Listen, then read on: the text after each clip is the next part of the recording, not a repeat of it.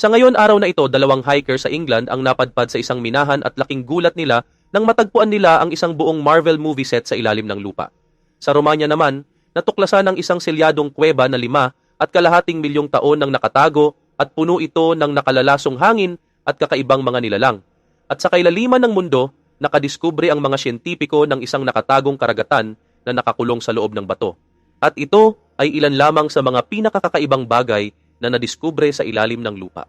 Kaya naman bago natin alamin ang mga kakaibang bagay na natuklasan sa ilalim ng lupa, huwag mo sana kalimutang pindutin ang subscribe button para naman updated ka palagi sa mga bago naming videos. Number 10, Marvel Film Set. Noong nakaraang taon lang, dalawang magkaibigan ang nag-explore sa isang lumang sistema ng lagusan sa England at may nabisto silang sobrang wild.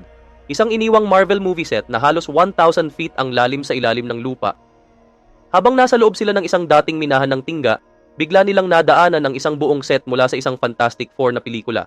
Hindi malinaw kung anong version ito, pero imagine mo na lang na may full-size na American school bus, may stage, may mga ilaw na nakakabit sa rig, at may elevator car na basta na lang nandun sa gitna ng lagusan. Kwento nila, napansin daw nila ang pasukan habang nagha-hiking. Dati raw, may mga malalaking konkretong bloke na nakaharang sa pasukan ng minahan, pero nang bumalik sila, wala na ito. Sabi pa ng isa sa kanila, naglalakad lang kami, dala ang mga flashlight namin, tapos bigla naming nakita itong lugar na parang buong set na. May lumang American bus pa, may lighting setup pa raw sa scaffolding, mapa kung saan ilalagay ang mga ilaw, at kung ano-anong gamit tulad ng mga makina, tubo para sa hangin, at isang maliit na cabin na may microwave at kettle. Ayon sa mga balita, may mga eksena rin daw mula sa Mission Impossible at Lord of the Rings na kinunan doon. Number 9, The Toxic Lost World. Noong 1986, habang gumagawa ng paghuhukay para sa isang nuclear power plant malapit sa Romania, may nabuksang isang napakalihim at matagal nang nakatagong kuweba. Ang tawag dito ay Mobile Cave, at para kang lumipat ng planeta sa sobrang kakaiba ng laman nito. Sa loob ng kuwebang ito, walang araw, halos walang oxygen at mga 7 hanggang 10% lang kumpara sa 21% sa ibabaw ng lupa. Bukod pa rito, puno ito ng hydrogen sulfide, methane at carbon dioxide. At sa madaling sabi, nakalalaso ng hangin. Pero ang mas kamangha-mangha, may buhay doon. Nakakita ang mga siyentipiko ng mahigit 50 natatanging species na sa kuwebang ito lang matatagpuan. Kasama rito ang mga albino na bulate, bulag na gagamba, transparent na isopods, at bagong uri ng water scorpion. At wala ni isa sa kanila ang umaasa sa sikat ng araw para mabuhay. Isa sa mga unang pumasok sa kuweba ay ang Romanian scientist na si Cristian Lascu. Dahil sa lasong hangin, kailangang magsuot ng oxygen tanks at protective gear ang mga siyentipiko. Hanggang ngayon, ilan lang ang pinapayagang makapasok taon-taon. Number 8, The Hidden Ocean. Nakakita rin ang mga siyentipiko ng isang nakakagulat na bagay. Isang napakalaking dami ng tubig na halos 400 miles ang lalim sa ilalim ng lupa. Pero wag mong iisipin na parang lawa sa ilalim ng mundo. Ang tubig na ito ay hindi nasaan yung pools, dahil nakakulong ito sa loob ng isang uri ng bato. Partikular, ang mineral na tinatawag na ringwoodite. Ayon kay Stephen Jacobson, isa sa mga pangunahing mananaliksik, ang ringwoodite daw ay parang sponge na sumisipsip ng tubig. Malaking tuklas ito dahil maaaring may malalim na water cycle ang Earth na hindi pa natin alam. Posibleng ang nakatagong tubig na ito ang isa sa mga pinagmulan ng tubig sa ibabaw ng mundo. Natuklasan nila ito dahil sinuri nila ang paggalaw ng earthquake waves sa buong planeta. Napansin nilang may kakaibang galaw sa mga alon at lumabas na ang dahilan ay ang tubig na nakakulong sa mantle ng Earth. Kahit 1% lang ng batong ito ang may laman na tubig, ang dami nito ay 3 beses pa ng lahat ng karagatang nasa ibabaw ng mundo. Number 7, Alien Cave Goo. Sa kailaliman ng Frasasi Caves sa Italy, may natuklasan ang mga siyentipiko na mga mahahaba na parang sinulid na nila lang na dumidikit sa mga pader ng kuweba. Isa itong uri ng buhay na slime at tinawag nila itong alien biogoo.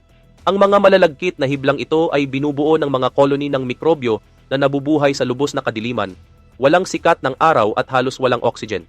Sa halip na umasa sa enerhiya ng araw tulad ng mga halaman, nabubuhay ang mga ito sa pagkain ng asupre at iba pang kemikal na tumutulo mula sa mga bitak ng kuweba. Hindi makapaniwala ang mga mananaliksik sa kung gaano ka-active at kakaiba ang slime. Laging gumagalaw, lumalaki, at nagbabago ng hugis.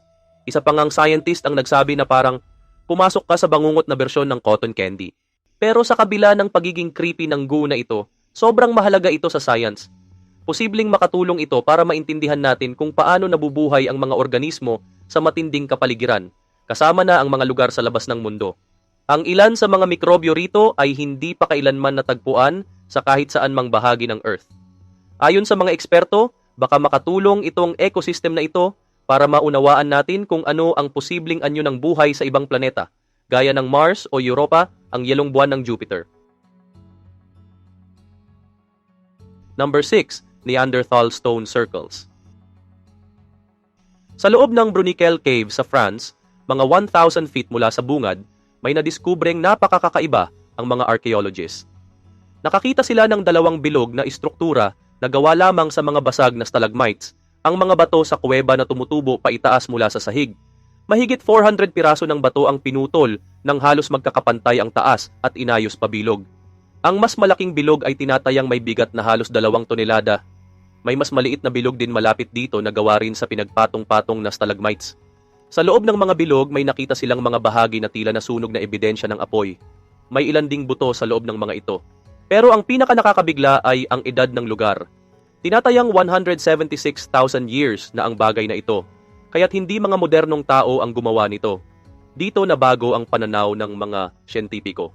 Akala natin, mga Neanderthal ay puro lakas lang, puro survival. Pero mukhang hindi lang pala sila basta-bastang mga primitive na ipakita sa mga bilog na ito na kaya nilang mag-isip, magplano, at posibleng gumagawa rin sila ng mga ritual. Sabi nga ng mga mananaliksik, ipinapakita ng mga estrukturang ito na mas komplikado ang lipunan ng mga Neanderthal kaysa sa dati nating inaakala. Number 5. Halicephalobus mephisto. Noong 2011, may natuklasan ang mga siyentipiko na isang napakaliit na uod na nabubuhay sa pinakamalalim na bahagi ng mundo kung saan hindi pa kailanman nakita ang kahit anong nilalang na gaya nito. Tinawag itong Halicephalobus mephisto ang demonyo sa mga sinaunang alamat. At oo, may dahilan kung bakit ganun ang pangalan nito. Ang uod na ito ay natagpuan sa loob ng bato, halos 2.2 miles sa ilalim ng lupa, sa mga minahan ng ginto sa South Africa. Isa sa mga siyentipiko, si Tullis Onstott, ang nagsabi na halos mamatay ako sa gulat nang makita kong gumagalaw sila. Parang maliliit na itim na umuugong na bagay. Ang uod na ito ay nabubuhay sa ganap na kadiliman, sa ilalim ng matinding presyon, at sa tubig na nasa pagitan ng 3,000 hanggang 12,000 years old. Halos walang oxygen ang tubig na yon at mas mababa pa sa 1% kumpara sa karagatan, pero ayos lang ito sa uod na ito. Nagpaparami ito ng mag-isa kumakain ng bakterya at kayang mabuhay sa temperaturang umaabot sa 37 or 98.6 degree Fahrenheit, temperature na pumapatay sa karamihan ng uod. Sa ngayon, ito ang pinakamalalim na nabubuhay na organismo na may maraming selula na natuklasan sa buong mundo. Ayon sa teorya ng mga siyentipiko, posibleng galing ito sa ibabaw ng lupa at unti-unting naitulak pababa ng ulan at tubig sa paglipas ng panahon. Number 4. The Devil's Den. May isang lugar sa Florida na tinatawag na Devil's Den, at ito ang isa sa mga pinakakakaiba at misteryosong underwater sites sa buong Amerika. Kapag tiningnan mo mula sa ibabaw, parang karaniwang sinkhole lang, pero pag bumaba ka, lalo na kung scuba diver ka, bigla itong nagiging isang mainit na underground cavern na may napakalinaw na tubig. Ang kuweba ay pinapakain ng isang natural spring na nananatiling nasa 72 degree Fahrenheit buong taon. Sa itaas ng kuweba, may butas kung saan pumapasok ang sinag ng araw, at kapag tumama ito sa malinaw na tubig, para kang pumasok sa ibang mundo.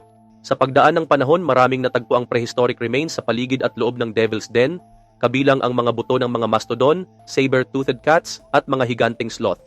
May nakita ring mga kalansay ng tao na tinatayang libu-libong taon na ang tanda. Ibig sabihin, posibleng naging libingan o tambakan ng mga labi ang lugar na ito noong sinaunang panahon para sa mga sinaunang tao at dambuhalang hayop na gumala sa North America. Noong unang panahon, sobrang kinilabutan ang mga European settlers dito. Tinawag nila itong chimney to hell dahil sa usok o singaw na umaangat mula sa tubig tuwing malamig na umaga. Number 3, the metal ball. Ngayon, ito ang isa sa mga pinakakakaiba na natuklasan. May isa pa palang core ang Earth sa loob ng core nito. Matagal nang alam ng mga siyentipiko na may 4 na pangunahing bahagi ang ating planeta: crust, mantle, outer core, at inner core. Pero kamakailan lang, may 2 mananaliksik mula sa Australia na nakatuklas ng posibleng ika-5 layer, at tinawag nila itong innermost inner core. Ito ay isang solidong metallic ball na nasa pinakagitna mismo ng Earth. Tinatayang found 100 miles ang kapal nito at nadiskubre ito sa pamamagitan ng pagsusuri sa seismic waves o lindol na dumadaan sa buong planeta. May ilang seismic waves na tila tumatalbog pabalik-balik sa kabuuan ng Earth. At habang sinusuri ang mga ito, napansin ng mga siyentipiko na kakaiba ang kilos ng waves sa pinakaloob na bahagi. Ayon sa kanilang pagsusuri, gawa pa rin ito sa iron-nickel alloy gaya ng inner core, pero ang pagkakaayos ng iron crystals sa bahaging ito ay iba. Ayon sa isa sa mga researcher, natuklasan naming ang innermost inner core ay may ibang orientation ng iron crystals na tila may matinding pangyayari sa kasaysayan ng Earth na nakakaapekto rito. Isa raw itong piraso ng malaking puzzle, pero hanggang ngayon malayo pa tayo sa kumpletong larawan ng pinakaloob ng ating planeta. Number 2, Derinkuyu. Sa Turkey, may isang sinaunang lungsod na tinatawag na Derinkuyu at buong-buo itong nasa ilalim ng lupa. Taong 1963, nang muling matuklasan ito, matapos aksidenteng makasira ng pader ang isang lalaki habang nagre-renovate ng bahay. Sa likod ng pader may isang kwarto. Mula roon, may lagusan at mula sa lagusan, isa pang lagusan hanggang sa mabunyag na isang buong underground city pala ang nasa ilalim. Ang Derinkuyu ay may lalim na humigit kumulang 280 feet at may maraming antas o levels. Sinasabing kayang tumira rito ang hanggang 20,000 katao, kasama na ang kanilang mga hayop at supply ng pagkain. Ang bawat level ay kayang isarado mula sa loob gamit ang malalaking bato na parang rolling doors. Sa loob, may mga kuwadra ng hayop, imbakan ng pagkain, mga pasilidad para sa paggawa ng alak at langis, kusina at maging isang simbahan. Maraming grupo na ang gumamit sa lungsod na ito sa paglipas ng panahon.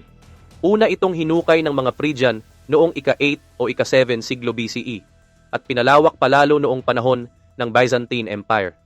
Ginamit itong taguan mula sa mga mananakop tulad ng Arab forces at kalaunan pati Mongol invaders. Isang buong sibilisasyon ang nakatago sa ilalim ng lupa na parang nawalang lungsod ng isang sinaunang panahon. Number 1, the Buried World War II Car Graveyard. Noong 2016, isang Belgian na guro ang nag-e-explore ng mga lumang lagusan sa gitnang bahagi ng France nang madiskubre niya ang isang nakatagong koleksyon ng mga kinakalawang na sasakyan mula pa noong 1930s at 40s at lahat ito ay nakabaon sa loob ng isang abandonadong minahan. Tinatayang may 15 sasakyan sa loob, nakahilera lang sa mga daang balot ng alikabok at kalawang. Hanggang ngayon, walang tiyak na paliwanag kung bakit dinala ang mga sasakyang ito sa ilalim ng lupa. Pero may ilang teorya, ayon sa mga lokal, maaaring itinago ang mga sasakyan sa loob ng minahan noong panahon ng World War II upang hindi ito makuha o masira ng mga puwersang German na sumasakop noon sa France. May posibilidad din na ang ilan sa mga sasakyan ay pag-aari mismo ng mga German troops, pero iniwan na lang nang matapos ang digmaan. Habang lumipas ang panahon, nakalimutan na ang lagusan, isinara ang pasukan ng minahan at naiwan doon ang mga sasakyan sa loob ng mahigit 70 years, hanggang sa muling matuklasan ito nang hindi inaasahan noong 2016.